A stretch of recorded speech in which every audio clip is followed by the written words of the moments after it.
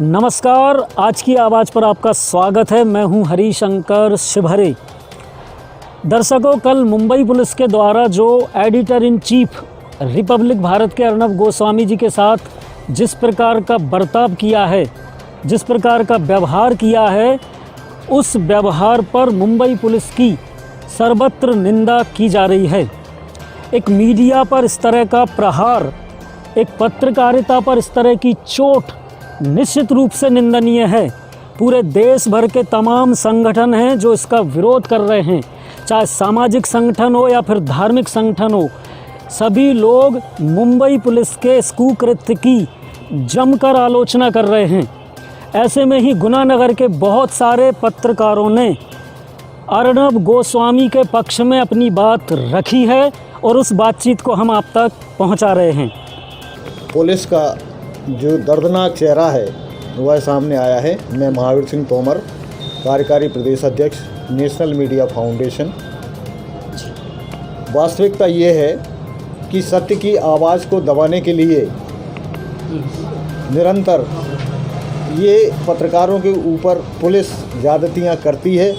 यहाँ तक कि अनेकों पत्रकारों पर तो कई तरह के लांछन लगा के उन्हें प्रताड़ित किया गया है जी। लेकिन अर्नब गोस्वामी ने जो एक सत्यता को उजागर किया है और उसके ऊपर निरंतर अपनी टिप्पणी दिए हैं, उसके विपरीत पुलिस ने ये असत्य प्रकरण बनाकर उनके खिलाफ झूठी कार्रवाई की है।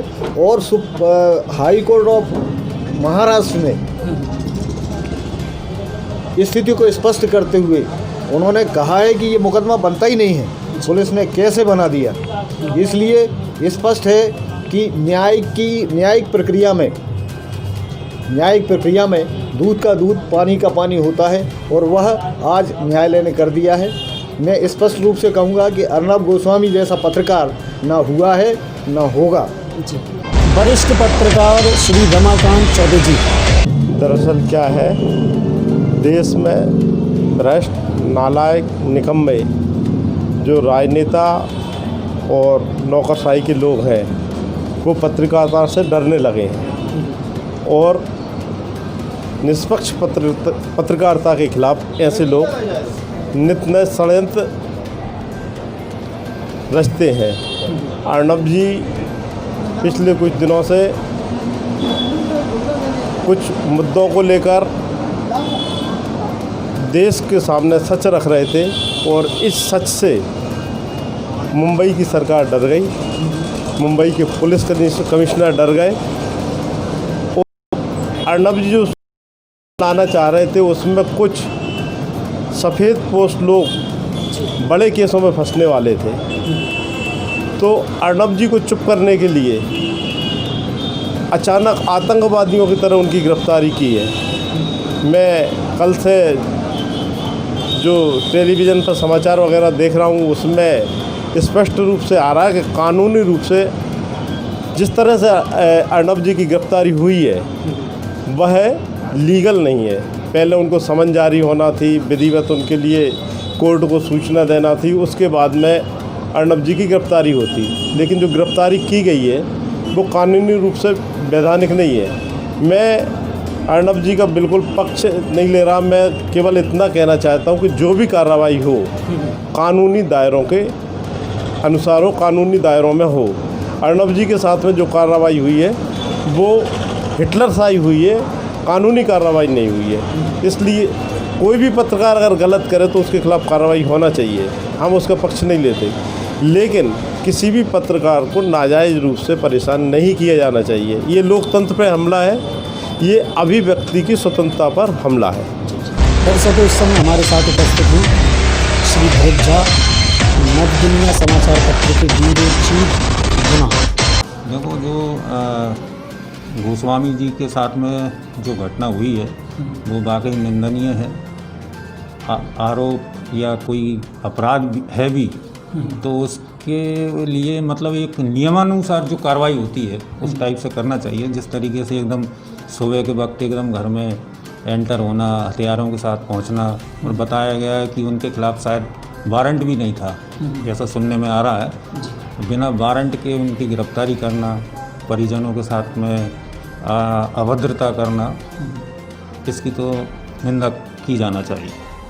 तो में हमारे पास उपस्थित हैं श्री बारेलाल जी धाकड़, आप हैं ब्यूरो चीफ दैनिक जागरण समाचार पत्र के। ये जो बॉम्बे में घटना हुई है ये बड़ी निंदनीय घटना है और ये जो इस तरीके से उनके परिवार और अर्नब गोस्वामी जी को इस तरह पुलिस ने जो गिरफ्तार किया है ये निंदनीय घटना है और हमारे जो पत्रकार जगत है उस पत्रकार जगत को इनके लिए इनके समर्थन में आना चाहिए।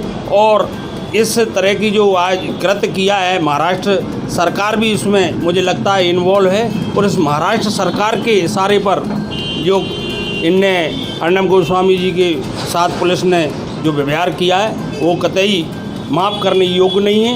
और इस तरह की घटना से ऐसा लगता है कि अब कोई भी जो है हमारा पत्रकार साथी और मीडिया का बंधु जो सत्य उजागर करता है वो जो उजागर नहीं कर पाएगा, डर जाएगा।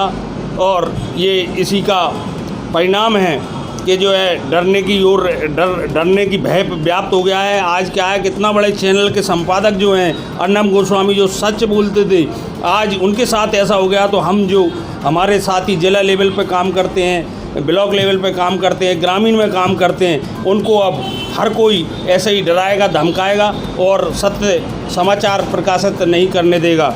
मैं पुनः इस जो है ऐसी घटना हुई है हम सारे जिला पत्रकार साथियों से भी चर्चा कर रहे हैं और इस संबंध में हम राष्ट्रपति के नाम ज्ञापन भी देंगे। और ये निंदा करता हूँ पुनः कि ये कड़ी जो है इन पे कड़ी से कड़ी कार्रवाई पुलिस पे और शासन पे माननीय केंद्रीय सरकार करे, ऐसी हमारी भावना है। दर्शकों, इस समय हमारे साथ उपस्थित हैं पीपुल्स समाचार पत्र से श्री रितेश जी। जिस राज्य में कानून का राज्य नहीं हो वहाँ चाहे पत्रकार हो, नेता हो या आम आदमी हो, कोई भी हो, उसके साथ कोई भी घटना कभी भी घट सकती है और घट रही है। आपने देखा होगा तमिलनाडु में जिस समय करुणानिधि विपक्ष में थे तो उनको पुलिस ने किस तरह से उठाया था, मारा पीटी की थी।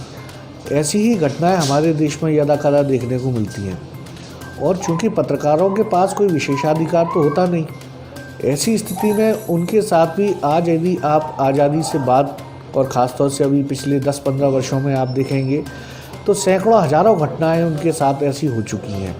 जो घटना मीडिया में कोई बड़े पत्रकार होते हैं तो वो मीडिया में आ जाती हैं, उनका विरोध प्रदर्शन होता है। अन्यथा छोटी जगहों पे और गुनाह और छोटे और इससे भी छोटी जगहों पे तो स्थिति बहुत ज़्यादा गंभीर है।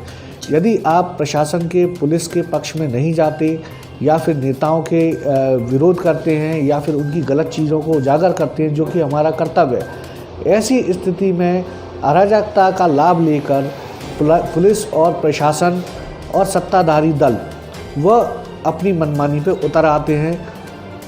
हम लगातार देख रहे हैं कि चाहे पिछले 1 वर्षों से जो बम्बई में तमाम मीडिया सत्ताधारी दल के गलत कामों को उजागर कर रहा था, बस उसके लिए उनके पास इसी तरह के हथियार थे जो उन्होंने उपयोग किया है, पहले भी किया है, अभी भी कर रहे हैं और भविष्य में भी करते रहेंगे। मात्र विरोध प्रदर्शनों से इसका खात्मा नहीं होने वाला।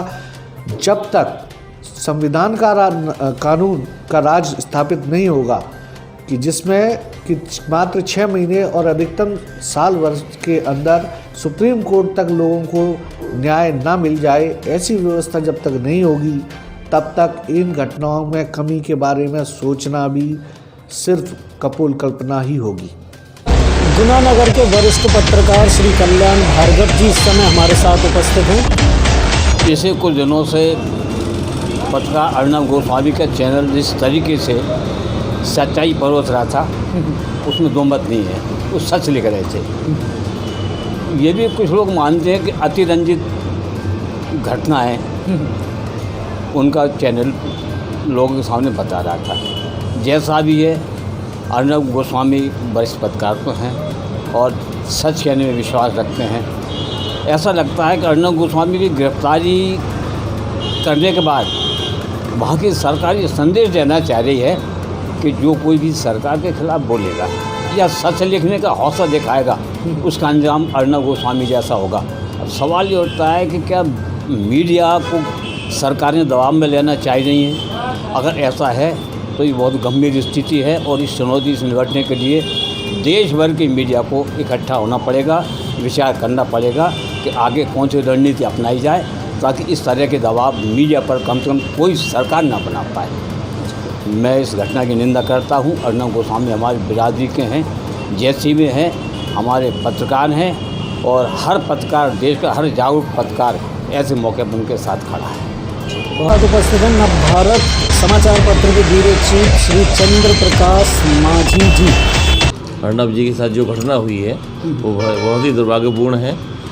घटना तो पत्रकारों के साथ होती रहती हैं, प्रशासन के खिलाफ जो भी लिखते हैं या अपन किसी राजनीतिक दल के खिलाफ लिखते हैं तो होती रहती है, मगर ये जो घटना हुई है वो बहुत ही दुर्भाग्यपूर्ण ही है और सबसे बड़ी, इतनी बड़ी घटना आज पहली बार हुई है। सत्यता को उजागर करने में अपनी अहम भूमिका निभाने वाले अर्नब गोस्वामी को मैं बहुत बहुत बधाई देता हूं।